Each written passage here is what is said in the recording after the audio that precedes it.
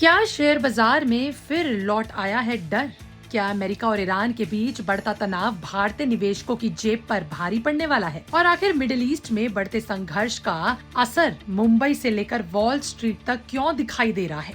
बुधवार यानी कि आज बाजार खुलते ही सेंसेक्स 550 अंकों से ज्यादा टूट गया, जबकि निफ्टी भी 150 अंकों से ज्यादा नीचे फिसल गया। आखिर इस गिरावट की वजह क्या है? किन शेयरों में सबसे ज्यादा बिकवाली देखने को मिली? आइए आसान भाषा में इस पूरी खबर को आज की वीडियो में समझते हैं। आज सुबह शेयर बाजार की शुरुआत बेहद कमजोर रही।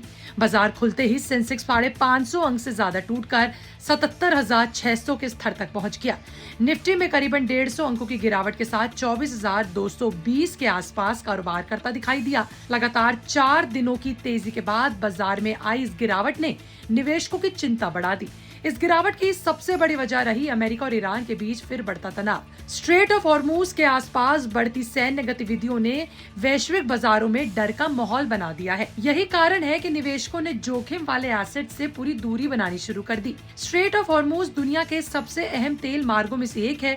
दुनिया के कुल तेल व्यापार का बड़ा हिस्सा इसी रास्ते से गुजरता है। ऐसे में यहाँ किसी भी तरह का तनाव सीधे कच्चे तेल की सप्लाई और उनकी कीमतों पर असर डालता है। तनाव बढ़ते ही ब्रांड क्रूड की कीमत $76 प्रति बैरल के आसपास चली गई। महंगे कच्चे तेल का मतलब है महंगाई बढ़ने का खतरा, और यही डर शेयर बाजार पर भारी पड़ रहा है। कमजोर संकेत सिर्फ भारत तक सीमित नहीं रहे। जापान, दक्षिण कोरिया समेत कई एशियाई बाजार पर भी इसका दबाव कारोबार में दिखा। विदेशी निवेशकों का सेंटीमेंट भी कमजोर पड़ा, जिसका असर भारतीय बाजार पर साफ नजर आया। अगर सेक्टर और शेयरों की बात की जाए तो लगभग हर बड़े सेक्टर में बिकवाली देखने को मिली।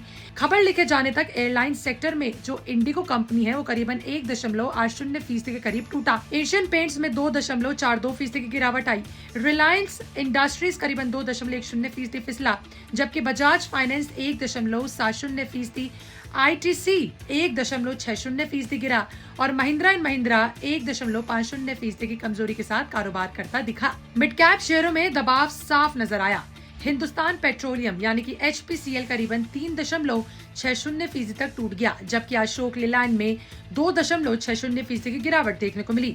वहीं स्मॉल कैप शेयर भी बिकवाली से नहीं बच पाए। NBCC करीबन 2.20% नीचे कारोबार करता दिखा, जबकि PNB हाउसिंग फाइनेंस में 2.10% की गिरावट आई। यानी बाजार में कमजोरी सिर्फ कुछ शेयरों तक सीमित नहीं रही, बल्कि लार्ज कैप से लेकर मिड कैप से लेकर स्मॉल कैप तीनों सेगमेंट में व्यापार बिकवाली देखने को मिली। अब सबसे बड़ा सवाल कि आगे क्या? देखिए, बाजार की अगली चाल काफी हद तक मिडिल ईस्ट के हालात, कच्चे तेल की कीमतें और विदेशी निवेशकों के रुख पर निर्भर करेगी। अगर अमेरिका और ईरान के बीच तनाव और बढ़ता है तो बाजार में उतार चढ़ाव जारी रह सकता है। वहीं अगर हालात सामान्य होते हैं और तेल की कीमतों में नरमी आती है तो बाजार दोबारा से रिकवर करेगा। आपको बता दें कि हालांकि जो एक्सपर्ट्स हैं निवेशकों को घबराकर फैसला लेने से बचने की ही सलाह दे रहे हैं, क्योंकि ऐसे समय में खबरों का असर बाजार पर तेजी से पड़ता है। इसलिए निवेश से पहले अपने जो भी ग्लोबल घटनाक्रम है, कच्चे तेल की चाल है और बाजार के ट्रेंड पर नजर रखकर तभी फैसला लें।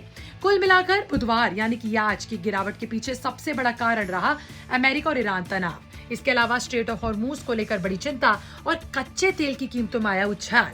अब आने वाले दिनों में ये घटनाक्रम तय करेगा कि बाजार और फिसलेगा या फिर दोबारा संभलने की कोशिश करेगा। हालांकि आपका इस पर क्या कहना है? कमेंट सेक्शन में लिखकर जरूर बताइएगा। मिलते हैं अगली वीडियो में, बने रहिए विस्तार के साथ।